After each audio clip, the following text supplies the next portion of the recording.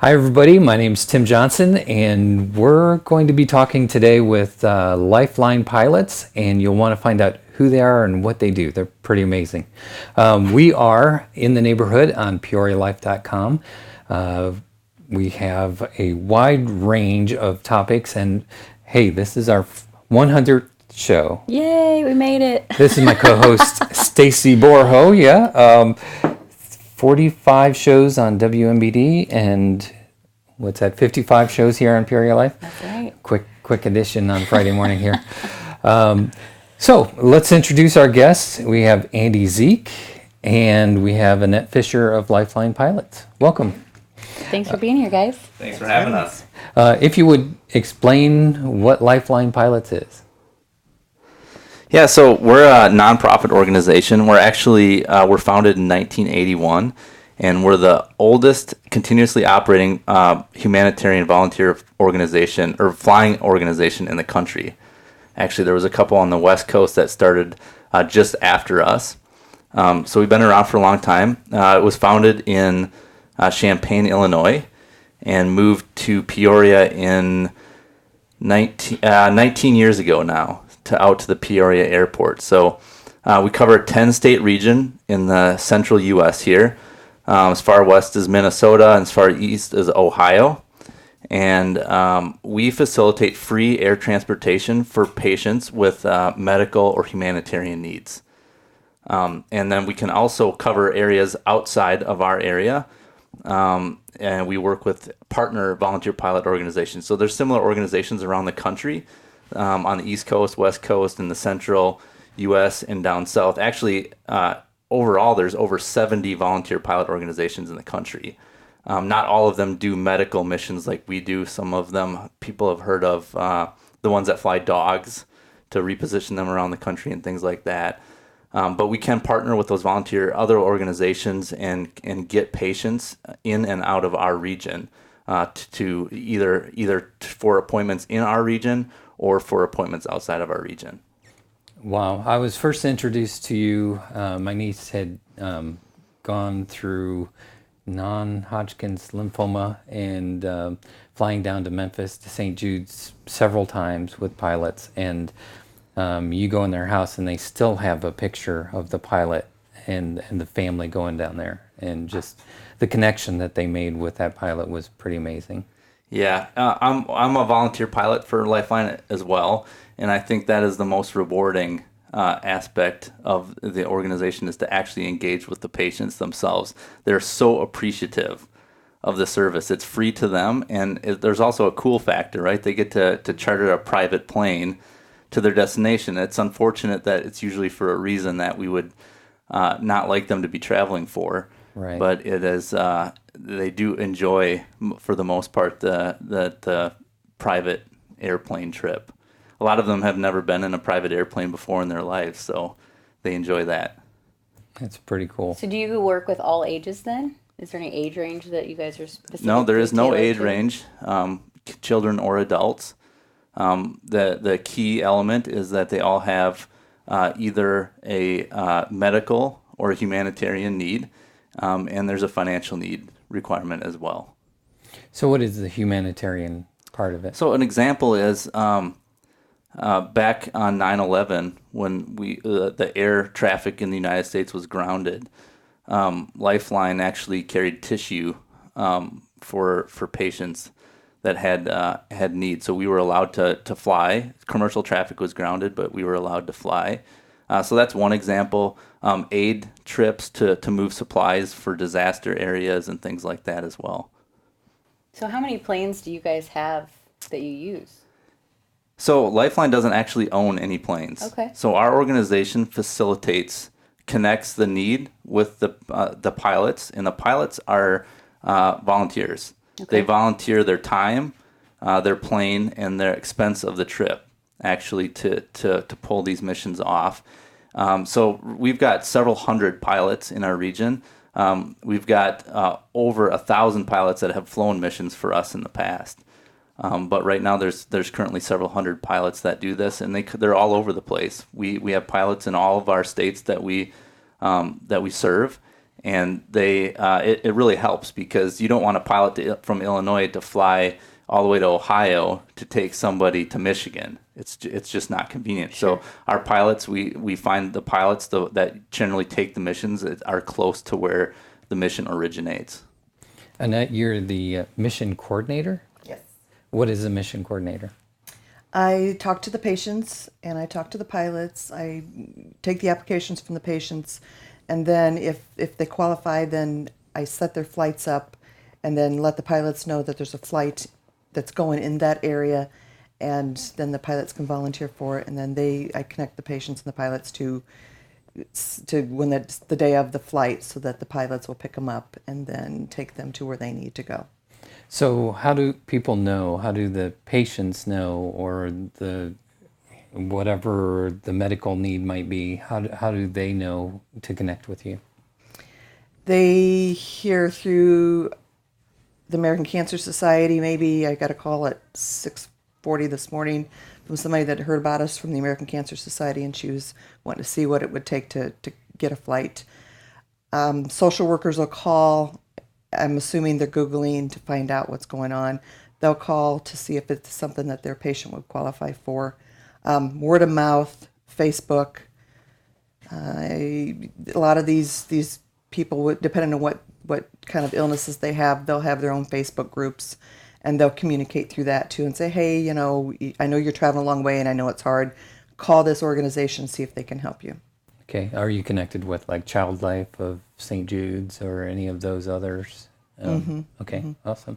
Yeah, so that's actually a big challenge of ours because, typically we don't want repeat customers, right?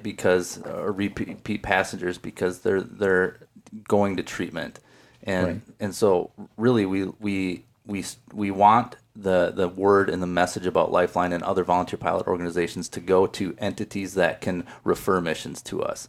So if you look at the social workers in the hospital, they're the ones that engage with all of the patients.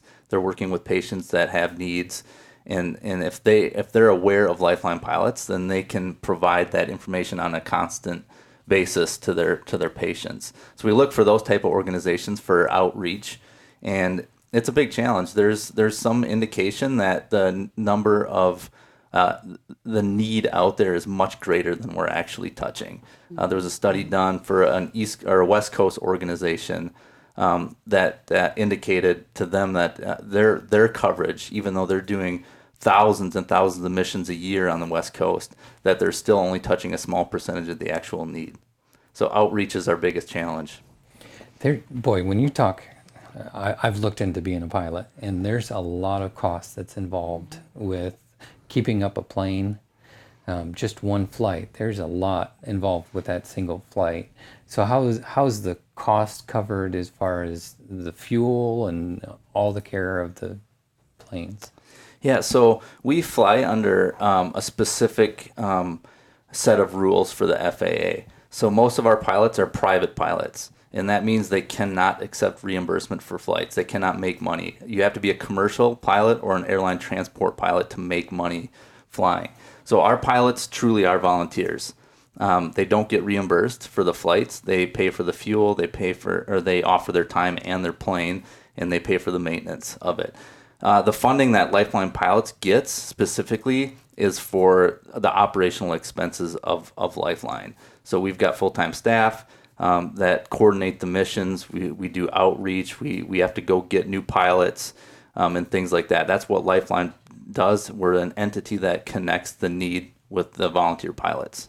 There's a whole lot of love going on with that because they have to be able to love the people that they're carrying, plus they love flying. Yeah. If you know a pilot, they love flying. Our patients or our pilots get very connected with the patients. Annette, we've got a recent story about a small kid, a 3-year-old from Ohio that needs to fly to Iowa on a regular basis for treatment for a congenital deformity that he has. And oftentimes Annette gets the call from the pilot. So the pilot knows that the mission is needed before we do. And so they build a relationship, and a lot of times that pilot wants to take the same patient back and forth.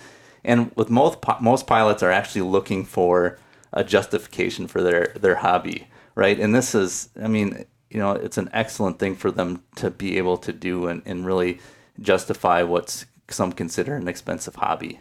Yeah. So do they get to donate that trip as a pilot?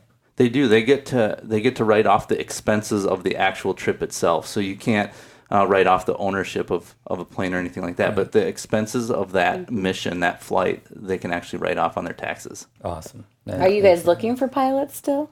Always. We never want a mission to be canceled. There's a lot of reasons for a mission to be canceled. Mm-hmm. You've got weather reasons. You've got the patient had to reschedule an appointment. Sometimes you've got mechanical issues with the plane, but we never want a flight to get canceled because we don't have a pilot. That's not something that we want to tell our passengers. So we try to make sure that we have coverage of pilots in all of our areas, and there's some areas that we need more pilots in.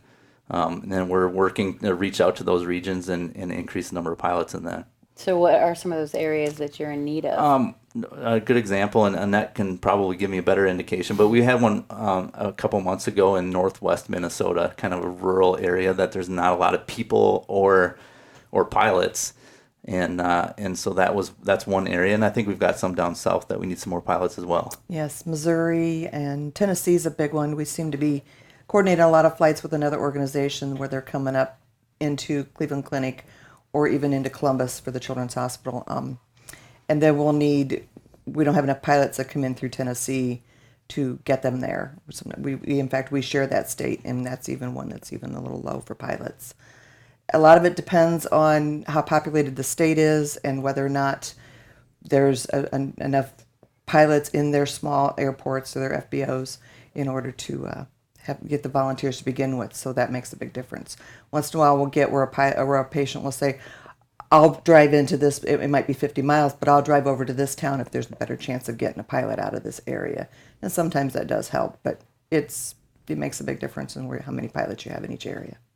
So when you get a mission, do you send out a mass email and see who responds first, or how does that work? I set it up and send out an email to the pilots that are covered in that the flight's starting and going in that state. Say if it's starting in Illinois and it's going to Cleveland Clinic. So I send out the email to all the pilots in Illinois, all the pilots in Indiana, and all the pilots in Ohio.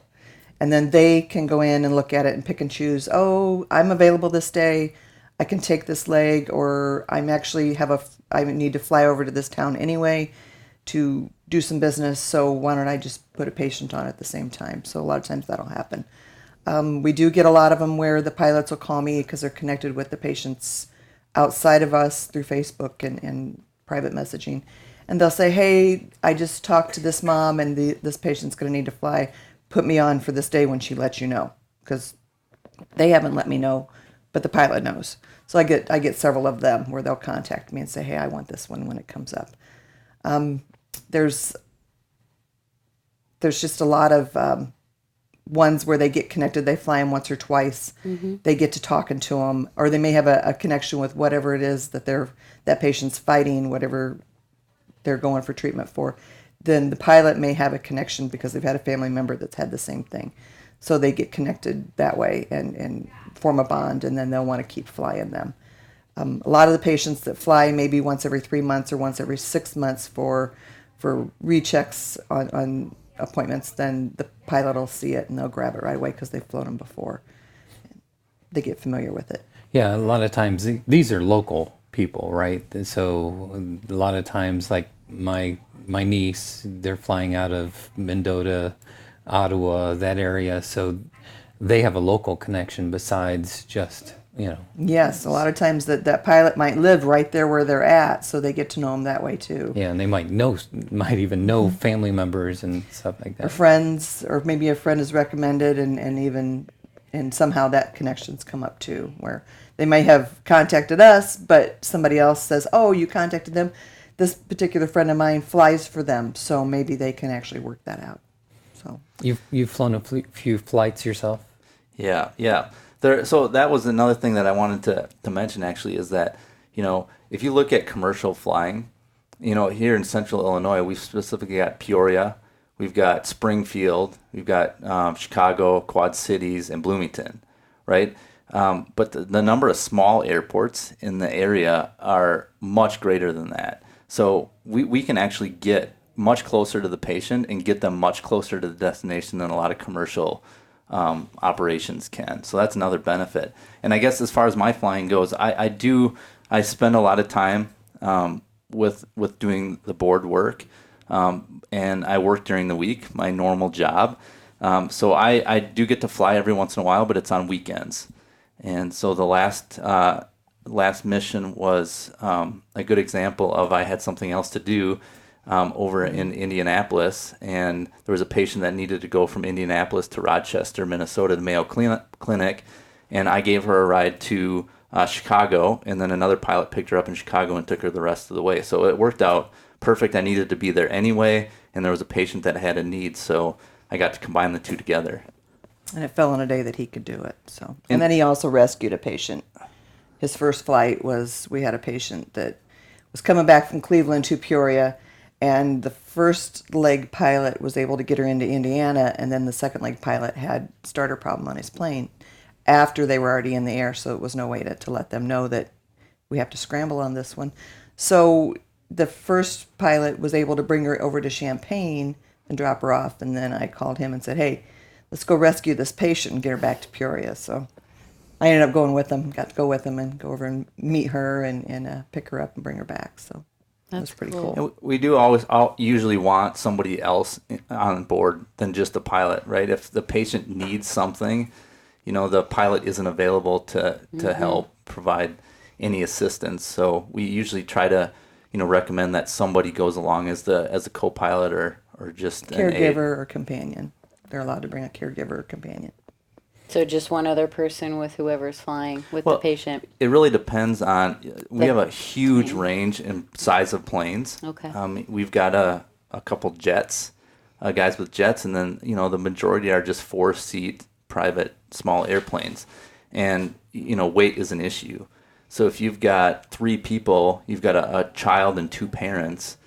You may not have room for that person. But whenever you do, a lot of our pilots have 6-passenger planes, and they can take that extra person with. And so they do. So how far have you flown within this organization? I don't go, the farthest one was the Indianapolis flight. Okay. So.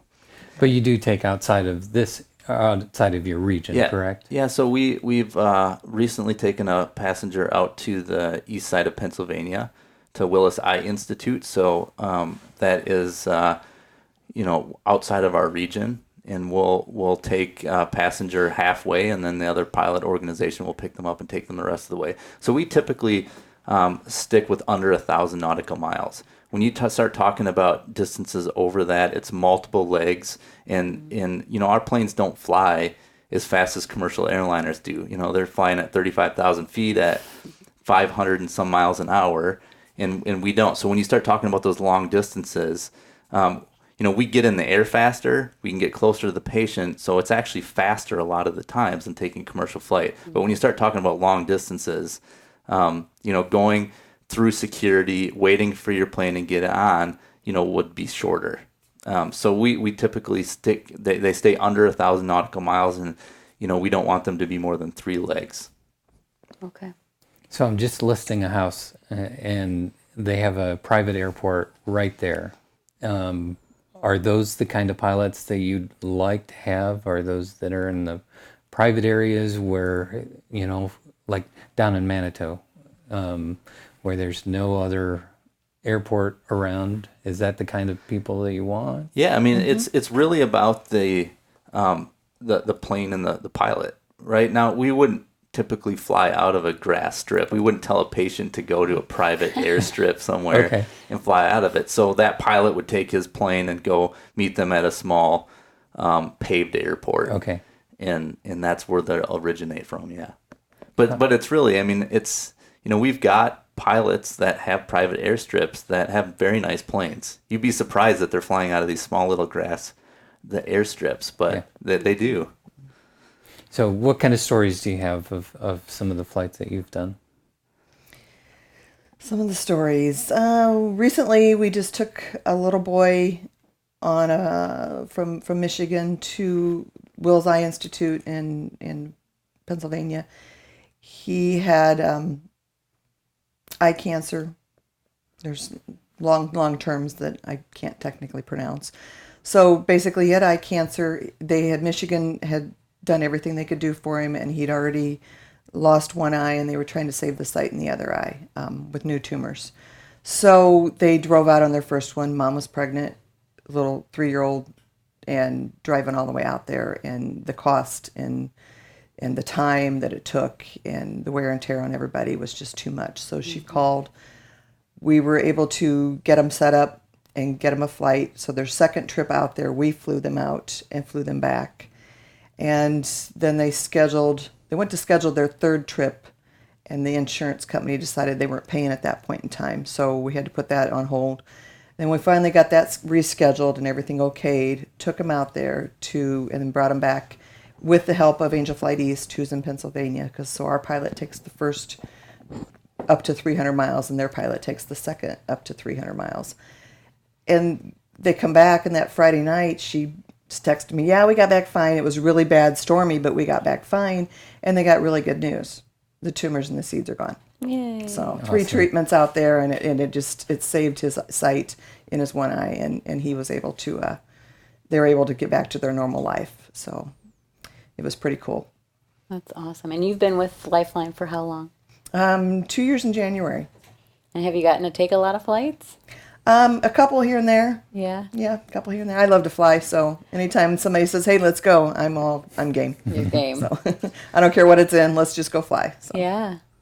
It is amazing how the mission changes when you go on one of these flights, because it really makes it tangible, just to see how appreciative these patients are and to see what they what you're doing for them. It kind of changes things. So I used to think the mission was cool and it was a great organization, and then got to participate in it at that level, and it just totally changes things. Yeah, it becomes more human at that point, right? Right. So Andy did a Defining Our Times, so you can go to Peoria Life and click on the Defining Our Times and hit that watch again, and you'll be able to watch that video with the boy with the, what's his name again? With the eye tumor. Was it Parker? That'd be Parker. Parker. Okay. Parker's yep. story. And so take a look at that. They give some great information. He gives some great information with that. So again, go to peorialife.com and then click on the Defining Our Time little icon, and you can go and watch the video there. So make sure you check that out. We're talking to LifeLine pilots, and they're pilots that carry people for medical and humanitarian reasons. And if you're just catching us at the end here, make sure you go back and take a listen to all of the things that we've talked about so far. So how do you fund for Lifeline pilots? So it's all private donations. We'll do grant requests from foundations, and then we'll do fundraising activities, and we'll do an annual appeal. And our expenses are pretty minimal, but we do need, as I mentioned earlier, our organization is the organization that connects these pilots that are willing to donate their time for free, and it does cost money. We've got insurance. We've got a facility out at the Peoria Airport. We've got office supplies and things like that. So we're always looking for donations, just like a lot of the 2 million nonprofits registered in the United States. But I think our challenge really is with the outreach. I think we will continue to increase our revenue as needed to really support our mission. And we're definitely on the upswing as far as the number of missions that we're starting to fly now. And hopefully funding becomes a pretty big problem for us. And you see us out in the community every week trying to do fundraisers and stuff. That's a good challenge. But the outreach for pilots, the outreach for missions, and then the outreach for donors is really what we're constantly looking for. Do you guys have a website that has the applications and stuff on it? Yep. Yes, we do. It's lifelinepilots.org. Okay. Our application's on there. All of our, any way to contact us is on there. Our pilot application's on there. So It's all available. and the 800 number, you can just give me a call. It comes right into my cell phone. So someone who does have a need, what type of turnaround time are we typically looking at it? Do they need to give you like weeks or months ahead of time, or? Not normally. If it depending on where they're going and how many people have to go. I mean, if it's one person and I can get the application completed, there is a physician's release in there that Okay. they have to have completed. Sometimes that takes the longest Sure. to get that back in from the physician. And then once we get all the paperwork in, if I can do it within 24 hours and they need one in 3 or 4 days, I might be able to do it. I will certainly try. I will try to connect them with a pilot that can get them there in that amount of time. It's not always possible, but like I said, we will certainly try. It just depends on how fast we can get the paperwork done and I can get the information out there. So if we can get it really quick, if I could do it in 24 hours and find somebody, I would do it. It'd be nice if we had a ticket counter at the airport, but we don't. So you can't just walk up and buy your Ticket. seat Yeah. at the last minute. Doesn't quite work that way, huh? So, do you have any other needs for volunteers? Yeah, I mean we are looking for board members currently for our events. We've had people approach us with fundraising ideas and then willing to actually execute those. Those are ideal for us because we are minimally staffed. If somebody is willing to produce or run a fundraiser, sometimes the fundraisers are run annually and they pick the nonprofit that they're associated with and the proceeds go to every year. We love those opportunities. So there was a golf outing last year, I think, that they made a Lifeline Pilots event and we got the proceeds for. There was an event out in Ohio that we did that for last year as well. So volunteers to run fundraising activities for us, volunteers that want to participate on the board. Our board is, trying to move the organization forward and make decisions about it. That's an opportunity to participate in these missions too. If you're on the board, we've got in the past, typically all of our board members have been pilots, and that's no longer true. We're more diversified now. We've got non-flying board members that we want to get engaged in missions and things like that. So you don't have to be a pilot to be on the board. You just have to care about the mission and want to help out. I want to help a patient. Sure. Very cool. So, do you ever have needs for like RNs to go with in certain cases? So there are organizations out there. Life Flight, we oftentimes get confused with Life Flight. So Life Right. Flight is our local helicopter transport, Okay. and they're emergency care. They're a nonprofit as well, but they've got full-time pilots that are paid on their staff, and they own their airplanes or the helicopters and everything. And they have nursing staff. There's also regional fixed wing carriers, and I forget some of their names right now, but they will actually transport emergency patients by airplane. They'll be met at an airport with a ambulance, and they'll be taken the rest of the way to the hospital. So we don't do that. For us to take patients, they need to be ambulatory, meaning they need to be able to stand up under their own power, with help. A lot of our patients are Sure. weak or are in a wheelchair, and they can get on the plane just fine. So we don't have a need for nurses typically. So the nurses would go with those emergent care providers. Good. We have about 2 minutes left. What else would you like to have covered before we finish up here? So, I just really, mission, I've touched on it a couple times, mission outreach is a big challenge for us. So, this event is great for us to actually get the message out about what we do. But call us if you got questions, because we can get you connected with the right organization. There's even commercial carriers now that are actually providing flights for free. So if you have one of those cases where it's over 1,000 nautical miles, Southwest Airlines now will provide tickets for free for certain patients. So, we have that information and we can provide that information to passengers. So if there's a question whether we can help them or not, give us a call. Awesome. Is there a phone number that you want to put out there? Be our 800 number, 800-822-7972. And remind us of your website again. Our website's lifelinepilots.org. You can find the number and the information on there also, or if you call me directly, so I'm the one that answers the phone. And that's Annette Fisher. And again, thank you, Andy Zeke, for coming and talking to us today. Well, thank you for the opportunity. Great. Yes, thank you. Thank you. You can watch our past episodes on PeoriaLife.com. You can see most of our shows live on Facebook/Peoria Life. And make sure you like us. And I'm sure you guys have a Facebook page also. Yes, we do. Yep. And LifeLine Pilots USA. awesome. Wonderful. Well, have a great day. Enjoy your summer here, and we'll talk to you soon. PeoriaLife.com